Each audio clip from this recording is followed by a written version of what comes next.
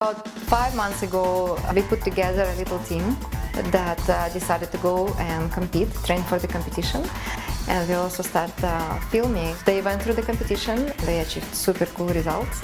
In order for them to be able to go and compete, I partnered up with a meal planner. I did not really give anybody a choice to decide whether or not they decided to go on a program with a diet or without a diet. I basically told everybody this is how it's going to be and this is what it's supposed to do. The diet was adjusted to their own needs, whether they're vegetarian or whether they're meat eaters. Everything was completely customized for their own well-being.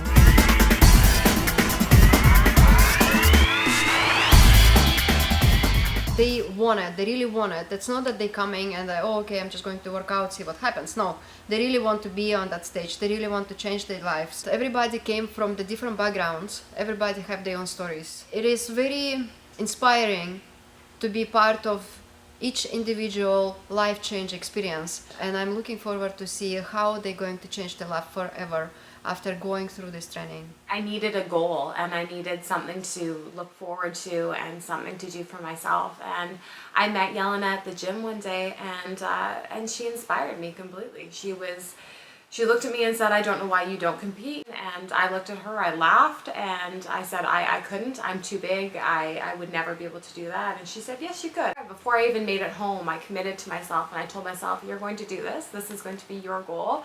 Of course I want to win, of course I'm competitive, but more than anything, it's for me. It's to accomplish something for myself. I think for me, the reason I started is I've always felt like food has controlled me, and I'm tired of that feeling, and I want to be able to marry the idea of fitness and health and really see the results from that. So 13 weeks, I'll be a new person. My name is Jonathan, and I am currently training 5 days a week at a gym, and Elena proposed me to enter a competition. I figured I could work towards a goal, and my goal is actually to compete and to place first place or second place. I don't know.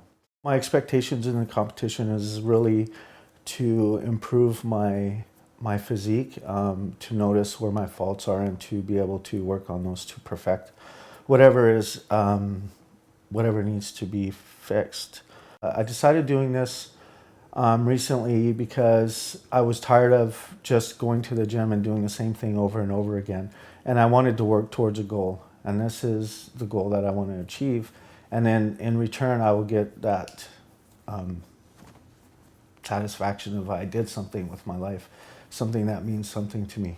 One of the reasons I decided to do this, I kind of dreamed about it for a long time, and I would look at the women in the fitness magazines and think, well, you know, I know that takes a lot of work, and I don't know if I have the time, and all those kinds of excuses that you make that you call reasons. And then this summer, my father passed away, and so I don't have my parents anymore, and I I was still exercising, I was still teaching, I was still living my life, but I really lost kind of the drive to be successful, and I needed some time. And so when I got this opportunity, my first reaction was that I was really terrified. I was so scared. And so I thought, if I'm really scared, I should probably do it, because usually in life, when something scares you, you should go for it.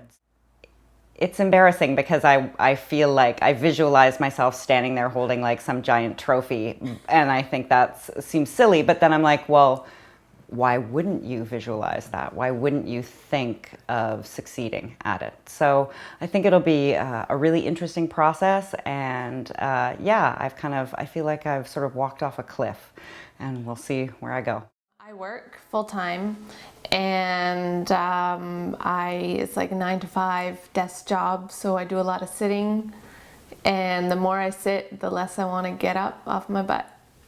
So it's a vicious cycle. 7 years ago or so, I started working out, and I did that for a couple years, and then I had a lot of major things in my life happen, and I fell off the wagon. And since then, I was drinking a lot, partying a lot, and then I stopped with the drinking and partying, and I just ate a lot. Grilled cheese sandwiches, tacos with like no meat or anything, pizza, nachos, bread, everything to do with bread. Yeah. I'm a vegetarian, so all the foods I eat are carbs pretty much. And so I would eat, and I still wouldn't get full. And then all of a sudden, none of my clothes fit, and it was pretty depressing. You know, the funny thing is you can have someone offer to help you over and over and over again, but until you really feel it inside that you want to do the change, you won't. You just have to be ready yourself. No one can make you ready. You have to be ready mentally yourself, in my opinion.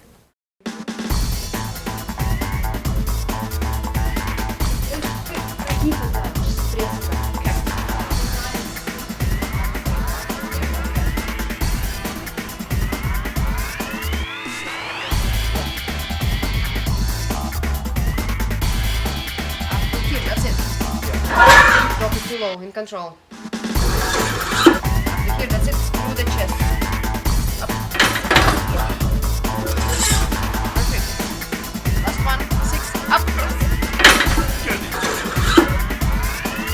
Alright.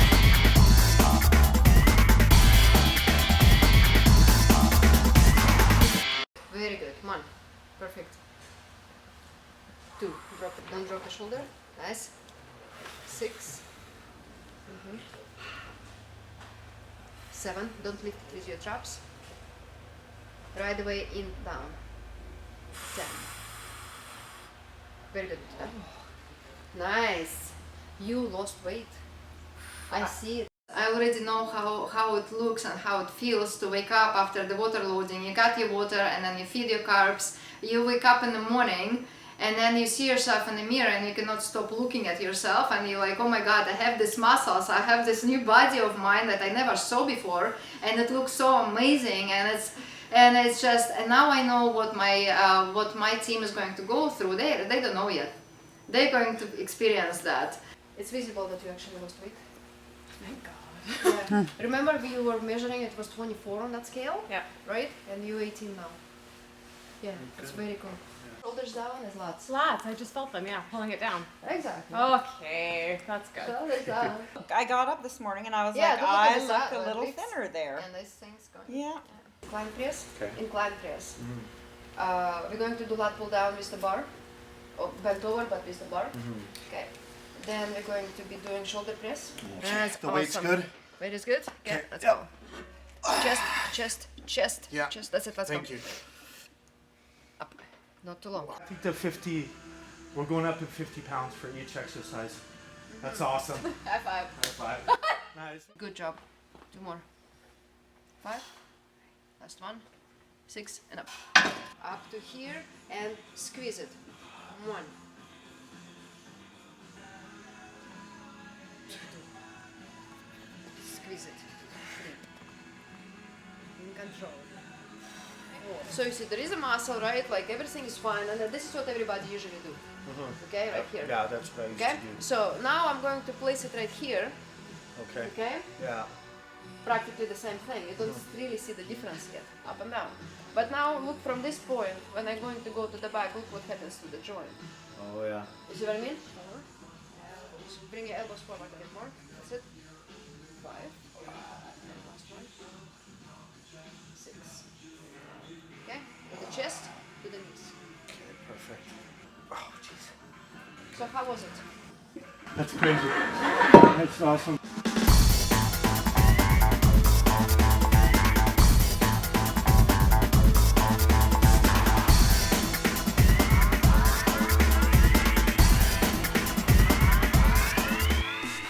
Got the top 3 there, ladies.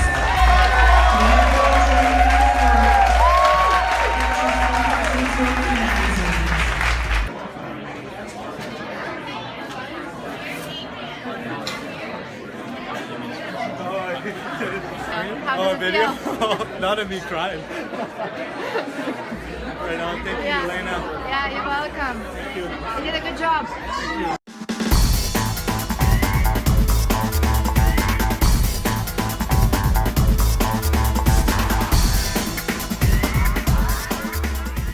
I started the program because I was scared to do it. And part of the reason that I wanted to do it was to put myself in a position where I just worked through something that scared me. I set out to compete in the bikini division of the bodybuilding contest in Kelowna in May, and I did that. I was on stage that day, and my goal was partly just to look like I belonged up there, which I think, you know, the pictures tell the story. I did look like I belonged up there. So I didn't place in the top 5, which was my secondary goal to move on to provincials. But I feel really confident and happy with my results in that show and just how I felt about myself in general. The program was not hard to follow. The training I enjoyed very much right away. I really liked it. It actually made my life easier in some ways because right away I knew what I was going to be eating, so I never had to decide like, okay, what's for lunch, what's for dinner, and I always knew where I was going to be. Here I'm going to the gym, here's where I'm going to do this, and here's what I'm going to do when I get there. So in that sense, having that structure actually made things a little bit easier. Right away I saw a big change in how I ate as well as what I was eating. The things that went first right away were all the sort of white things. So sugar, white flour, you know, any kinds of, you know, white carbs, white rice, dairy, all that stuff was pretty much gone right from the get-go. And so the diet very quickly just becomes about protein and lots of vegetables and some fruit and different sources of carbohydrates that I wasn't necessarily used to eating, like sweet potatoes, which I'm now addicted to. There was always a difficult day every couple of weeks when my body would be physically adjusting to the change in diet. So every couple of weeks things would make a subtle change. One thing would get dropped from the diet that I'd been eating previously. And now looking back, I understand that my reaction to that was really just it's a side effect of what you're going through. But that day would come and I wouldn't always recognize that it was just a result of that. And I'd be like, oh, boo-hoo. And it would be the crying day or the day that I felt really bad. I couldn't understand what was wrong with me. And then Elena would always say, go home, sleep it off. And I would wake up the next morning and sure enough, I'd be like, I don't know what my problem was yesterday. I'd go to the gym and say, I don't know why. I'm sorry I cried and yelled at you. I feel fine now. And she'd be like, I know. So I had those moments on and off throughout. When something is taken away from you, it really affects your thinking, it really affects your mindset, it really affects your brain because, oh, now it's taken away from you, oh, I cannot eat this food or that food. And how I knew that the diet was working and the process and the system was working is that all of the girls and guys would come in on the same crying schedule. Like on Monday the diet changes, on Wednesday everybody crying. And I'm telling them, you know what, this is normal, this is how it's supposed to be, this is what tells me that the diet is working. It means your body is adjusting, your hormones are adjusting, and you get into deeper level of burning fat. Tomorrow is going to be absolutely fine. You're going to wake up as a different person and your body is going to be burning your fat for energy. And it was happening every single time. But those days were most difficult for me because I have to go through explaining the process. I have to explain how the body works. And then another difficult part of the whole thing is because of the amount of protein you eat, you will be gaining the muscle mass. And everybody knows, every single person knows in our team that the muscle is heavier than fat. On those crying days, they were telling me, I did not lose any weight. How come? What's going on, right? By putting them on a scale and showing them that the amount of fat was reduced, everybody was relieved, and tomorrow they woke up and everything was fine. I actually told myself a couple times, you could quit if you wanted to, but I knew if I just said that out loud, I was like, yeah, no, that's never going to happen. I learned a lot about myself. One of the things I learned is that I was really managing or trying to manage my emotions with food. Taking food from a place of socializing and comfort eating and all those things I had been doing with it and just turning it into fuel was a real wake-up call because I had a lot of emotions around that stuff and I just had to deal with them in different ways. And so that was very useful. And I'm not saying that like I will never try and eat my feelings again, and I'm not saying that I will never go out and have a good time again or make bad choices. Sometimes those things are going to happen, and that's normal. But now I understand that there's a time and a place for things, and that I am much more in control of my actions than I've ever given myself credit for. And I think that's true in the training as well. I'm the person that gets to make the choices about me. And so often in life, I think it's easy to get caught up in the things that you can't control and complain about them and feel frustrated by them. But ultimately, there's so much that you can control right here that most people, I think, not most people, some people, me, don't bother to do. And so when you actually learn some self-control and some self-discipline, life gets much better. It's a happy place to be. So I intend to compete again 8 weeks from now in a different organization's contest, but the bikini division again. So I'm going right back in. I took about 3 weeks off and enjoyed myself and went out and had a couple of drinks with friends and sat around, took a little rest, and now I'm going right back into it. So yeah, end of July. The reason I want to do it again is I think the first time I did it, I really didn't know what to expect.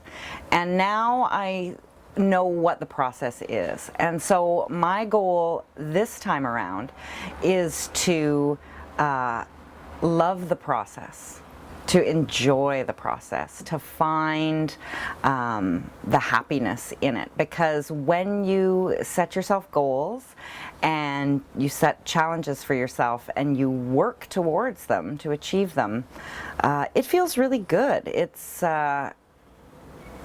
yeah, I'm not sure I can explain how it feels. I just really enjoy seeing myself do things that I didn't think I could do. Like there's a lot of things that I think, oh, I can't do that, or that's too hard. I can't lift that much weight. I can't, you know, not have sugar for 8 weeks or something, you know, whatever it is.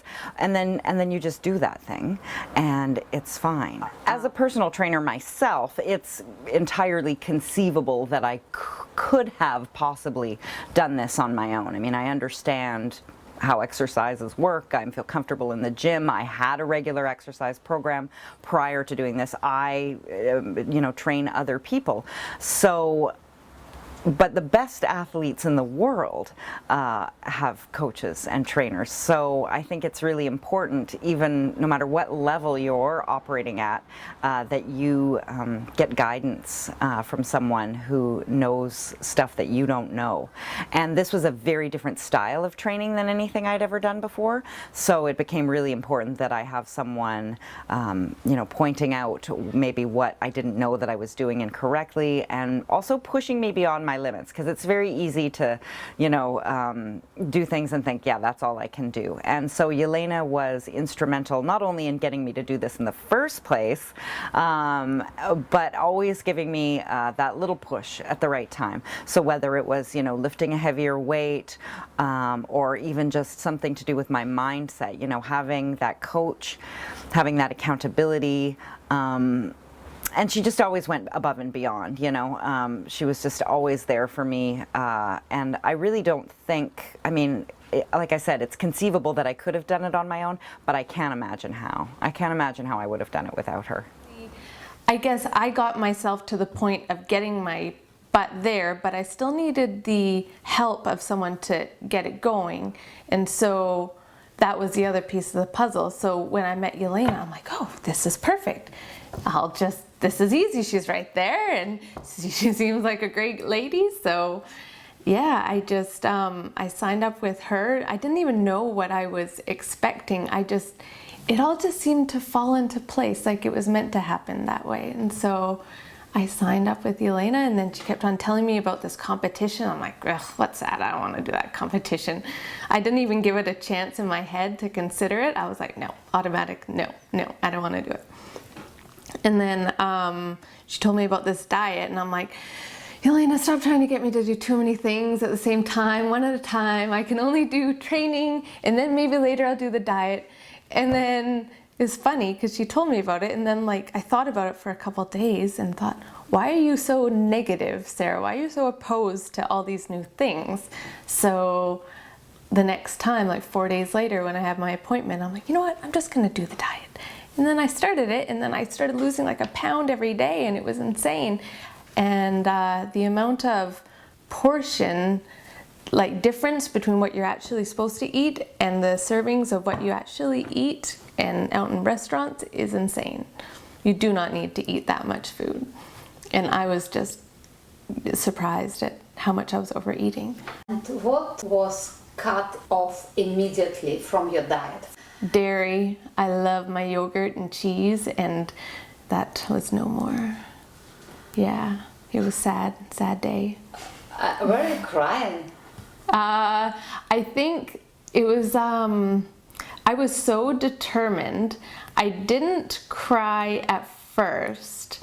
I think I more cried at the lack of energy near the end when you cut back a lot of the carbs and stuff. I've had a couple times where I had watery eyes and Elena gave me a big hug and I'm like, ugh. So yeah. It was definitely challenging though, the amount of willpower you have to have at first to get into the routine of things, to cut those things out. And at work, especially in an office where everyone brings sweets to work, and it's such a social thing to go out for lunch, go out for drinks. Oh, that's the other thing, you cut out alcohol, which is very sad.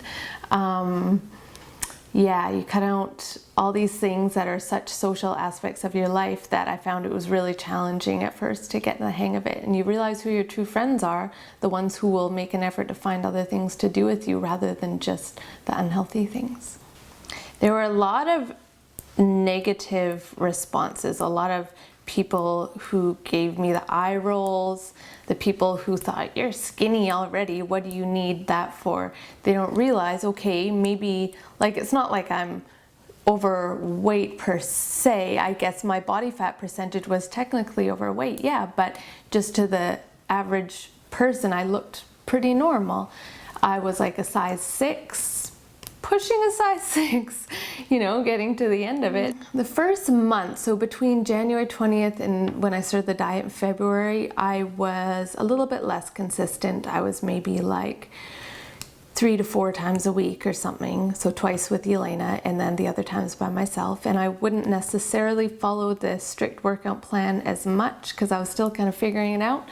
And then after I started the diet, then I really got serious about the workout plan and was maybe 5 to 6 days a week. My energy was great. I used to always have naps every day. I used to be cold all the time. I was always really sluggish and blah feeling. And I found I became really inspired, really motivated. I was cleaning the house, running around, doing this, cooking that, driving here, driving there. And I went to bed at like midnight every night, woke up for work and was just go, go, go until I went to bed. And that was great. It was just, I got really exhausted near the end of it because of the lack of fuel, like you cut out the carbs near the end. So that was the only thing. But I think that's just specifically for the competition. So that's why. What was the most challenging moment of your journey?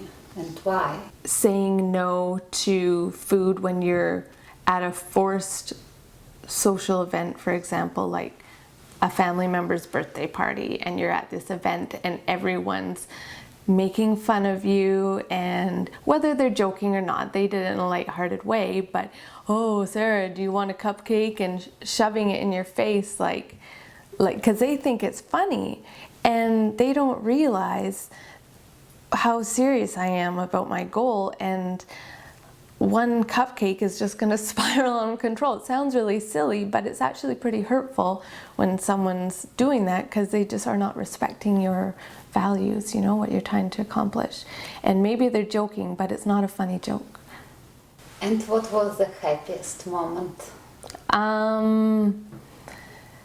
The happiest was probably when I was doing my photo shoot. I splurged. I got I don't know, I did that package where you get the one-on-one photo shoot after the competition, and it was just a really cool way to celebrate everything that I accomplished. You see all the girls there that have done this competition so many times, and maybe they have bigger legs than you, or their butt's nicer than yours or something, you know, or more developed, not nicer, but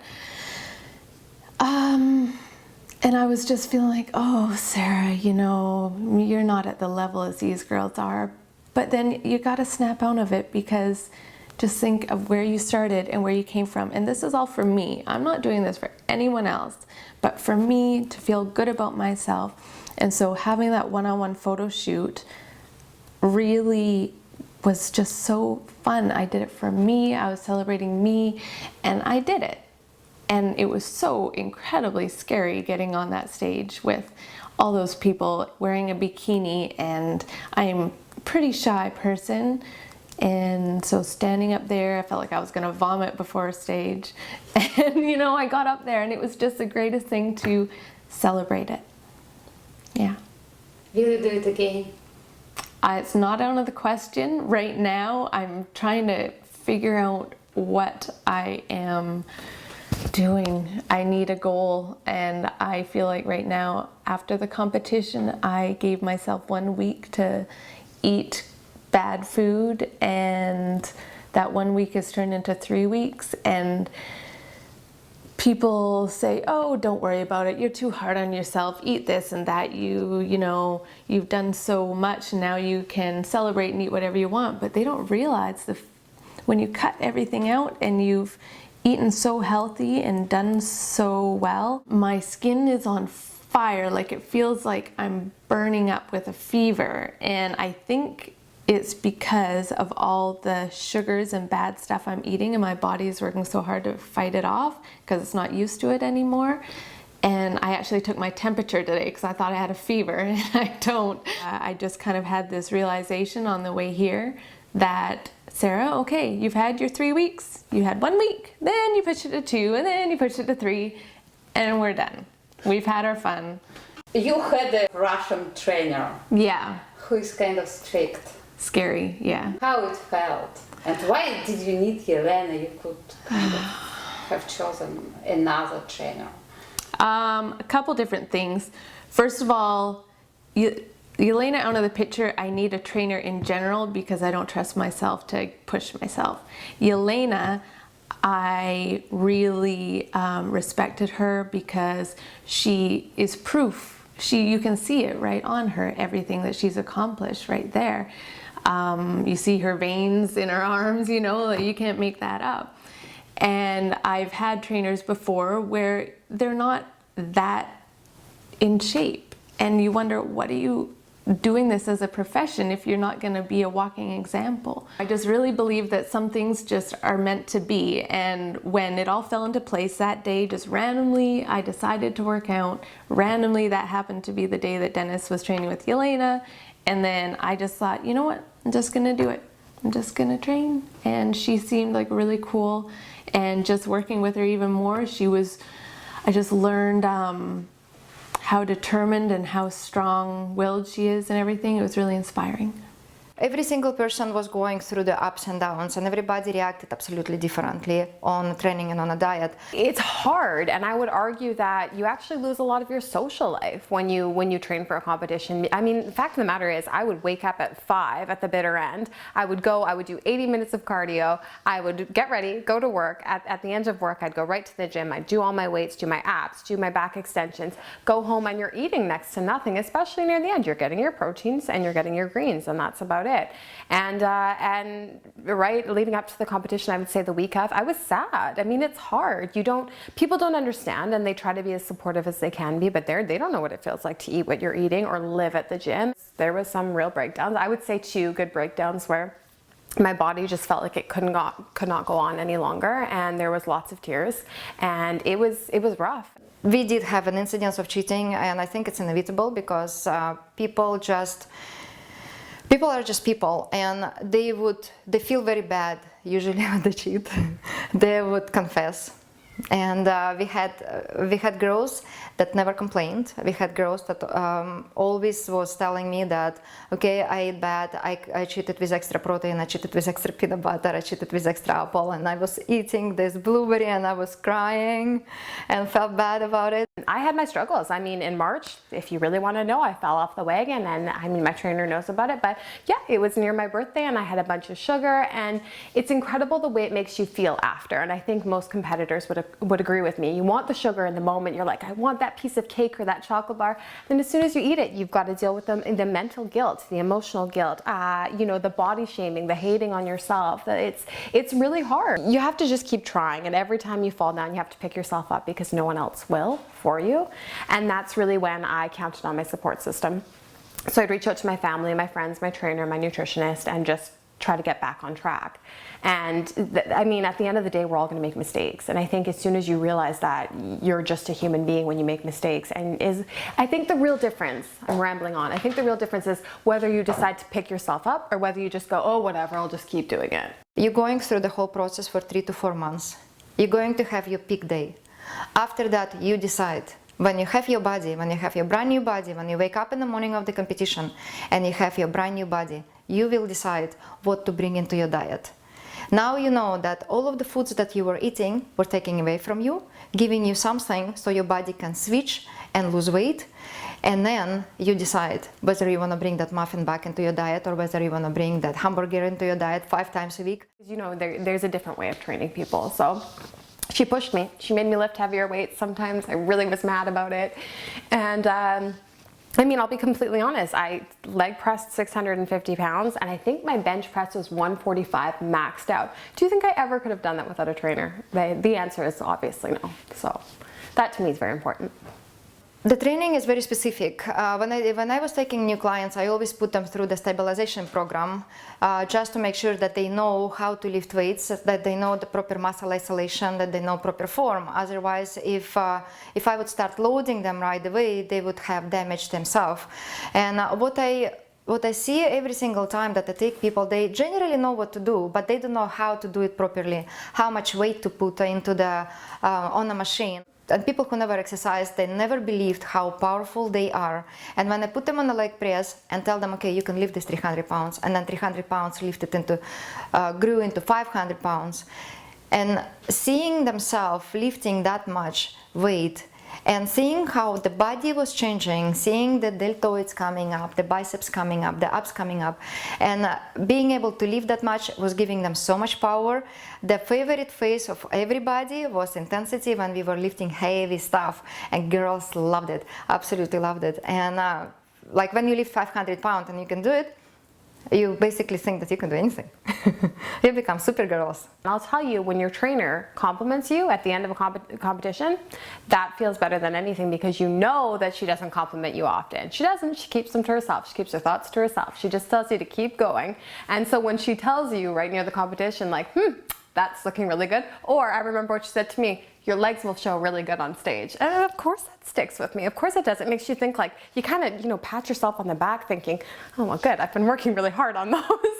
So it's very surreal. And I never wanted a trainer who would just tell me all the time, yo, you look great, you look great. I mean, I don't need to hear that, right? Like, I need to know that I need to work harder, but at the same time, in a loving, supportive way. They always look at me, are you sure I can lift that? I go, yeah, I know, because I lifted that, you can lift that.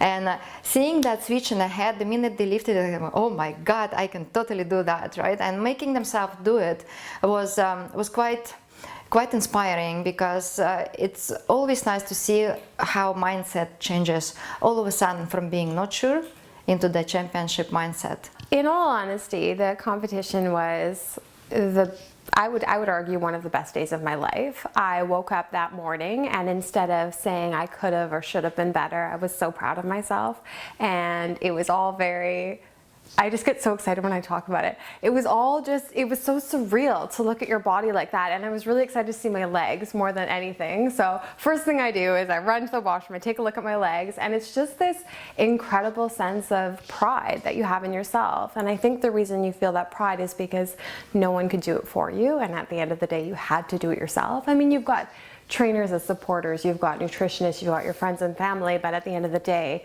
I spent the time in the gym. I put food in my mouth. I made those decisions. So it was incredible. I mean, when I got on that stage, I wasn't comparing myself with other people. I felt like I had already won. I remember actually when I was done the competition around 10:30 at night, we were driving back to the hotel and I just started crying. I was so excited. I didn't know what to do with myself. So it was like happy tears. I look back on it and I still can't believe that's me, and I still can't believe I did it. Basically, the program is not necessarily for just high achievers or just those who wants to compete. This program is for everybody. It teaches you how to lift weights, how much to increase, and how to switch things around so you do not plateau. It's been quite the ride, quite the journey. So I definitely, every time I think about it, it's a life accomplishment. I'm very proud.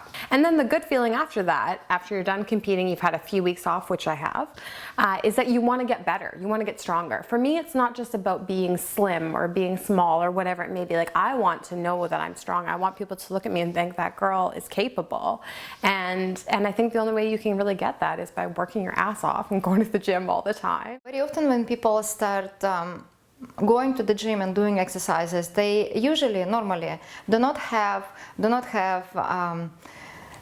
goal in mind. No one think about competing.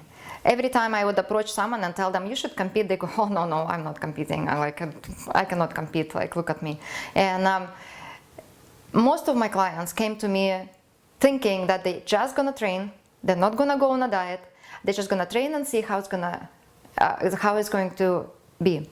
And what ended up usually happening is the program is designed the way that it will get you results whether you decided to compete or not. It will get you results from the day one, and it will get you to the stage if you ever decided to go on a stage. You do not have to compete, but you have to have system in place. If you don't have system in place, you will not have results. And something that my trainer told me that always stuck with me is that she wanted to stay young forever. And not so much stay young forever, but be able to do things, be physically fit, be capable. And that reminds me of it. I mean, if you're 30 or 40 or 50 pounds overweight, things are harder. You can't fight that. That's fact. They're harder. So for me, it's just knowing that I want to stay healthy and physically fit for a long time. You can achieve anything you want in your life, and nothing is going to be standing on your way. Everything starts with you being number one, with you being the base of your family, with you being the base of your business. And if you not care about yourself, your family gonna suffer, your business gonna suffer. When you fill yourself with the knowledge that I can do everything for myself, and I can help to grow my kids that way, and my kids gonna follow into my footsteps. If I will be filling myself with respect for myself and for my body, if I will eat properly, my kids will eat properly. If I train properly, my kids will train properly. I'll help my husband, I maybe help my mom, I will help my neighbor, and people who I don't even know going to be affected. You go to the gym, you train, people watch you. Training is a very good way to understand that putting your mind into what you do is going to make you achieve what you want. And whether you think that you can train and compete or just train and get healthy, it's up to you. My program will help you to get wherever you want to go.